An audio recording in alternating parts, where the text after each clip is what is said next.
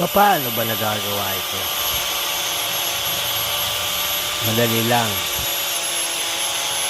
Sundan mo lang kung ano yung iniisip mo.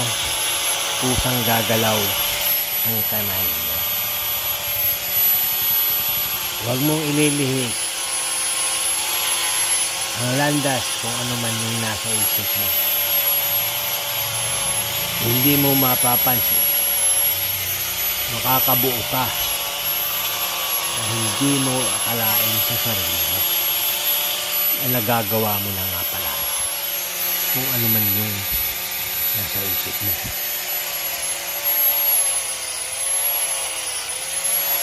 Ganun lang kasimple. Hindi mo kailangan magmadali. Alalayan mo lagi sa pamamagitan ng kamay mo kung ano yung iniisip mo. Ganun lang kadali. Simple lang.